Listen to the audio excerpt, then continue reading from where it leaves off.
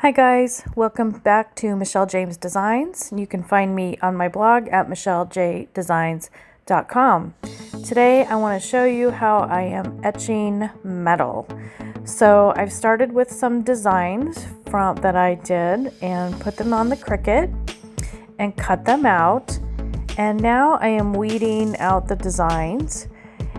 And so when you're weeding for a stencil, you want to take away the things that you would normally keep in, the words and the actual little coffee beans that I'm doing here.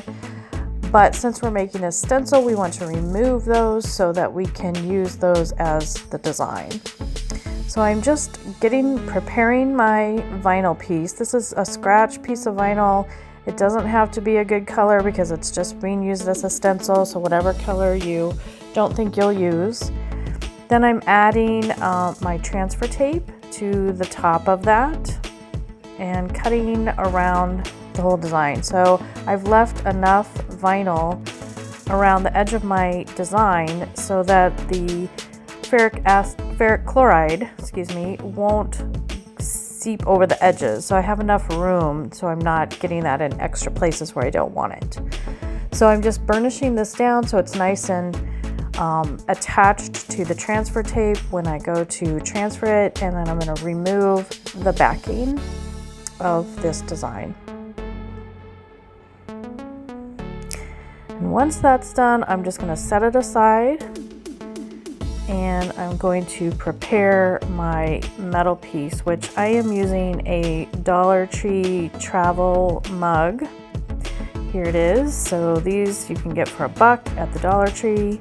I use some other products too, like a cookie turner, a spatula, a cake server, and a metal galvanized bucket, all from the Dollar Tree. So to prepare my metal piece, I am going to use this nail polish remover, which I got at the Dollar Tree. It's 100% acetone, which is what you want. And I'm just going to clean the surface of the metal and prepare it for the ferric chloride acid.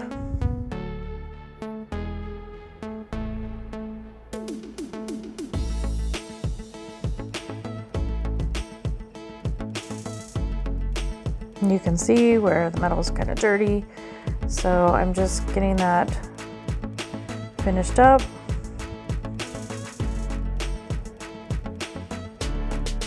And ready for the stencil.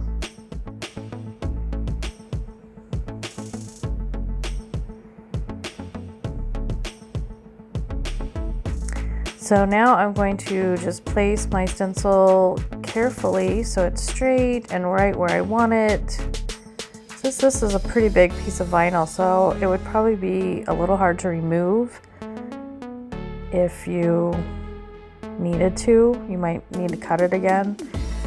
And then I'm just using this little squeegee tool to make sure everything is nice and secure, and so that the acid won't bleed underneath the vinyl. So the edges of the design that's really important to get that really secure.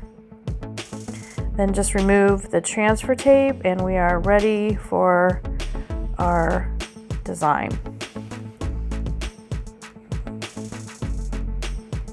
I'm just making sure that there's no little bubbles or anything that can seep under. So I'm using this ferric chloride. I got this on Amazon. I can put the link in the description below. It's kind of a big bottle, so you'll be using it a long time.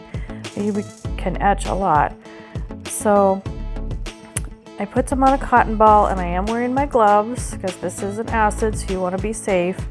And I'm just patting it on the design. Now patting helps so that it won't seep under the vinyl. So instead of rubbing it across, you want to pat it on. And just make sure that it is very covered. All the design is covered. When I finish this, I'm going to throw that cotton ball into a bowl, and then I'm going to get a new cotton ball, and I'm going to wait about 5 minutes, and I'm going to repeat this process again, and then I'm going to do it one more time. So 3 times for about 15 minutes that you've got this ferric chloride sitting on the metal. Once you're done with that, then you want to take your baking soda, sprinkle it on those cotton balls to neutralize the ferric chloride, and then when your project is ready, you'll want to sprinkle some baking soda on the top of your design to neutralize that on the metal, and then rinse it off in the sink. So I'm just letting this sit here. I'm just making sure that you can see it's gotten a little darker, which is nice. So I think this is my 3rd coat. And then I am taking it to the sink that's off camera, and I'm going to rinse it, put the baking soda on it and rinse it off and remove the stencil. And this is what I got. I was so happy with it. It actually is a nice crisp design. And for a Dollar Tree coffee mug, travel mug, this is it. I think it turned out really, really cute. Really cute. And then on the cookie turner or the spatula, I did cookies, fresh baked design. I have these free in my resource library. I'll leave a link. This one says let them eat cake, and it's a cake server with a little cupcake design.